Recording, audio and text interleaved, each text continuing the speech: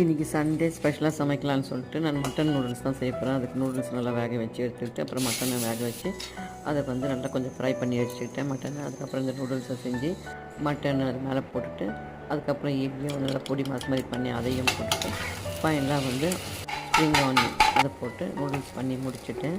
ஏன்னா இன்றைக்கி வந்து எங்களுக்கு ஈவினிங் ஒரு ஃபங்க்ஷன் இருக்குது.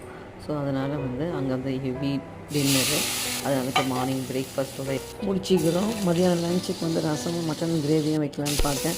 அப்புறம் வேண்டாம், வீட்டில் வந்து வேண்டாம், நம்ம ஈவினிங் தானே பண்ண அப்படி ஹெவியாக சாப்பிட போகிறோமே, இப்போ எங்களுக்கு வேண்டாம், வெறும் ஃப்ரூட்ஸ் மட்டும் சாப்பிட்டுக்கலான்னு சொல்லிட்டாங்க. ஸோ மிச்ச மட்டனை தூக்கி ஃப்ரிட்ஜுக்குள்ளே போட்டுட்டு மார்னிங்கே நாங்கள் ஹெவியாக சாப்பிட்டு முடிச்சிட்டோம்.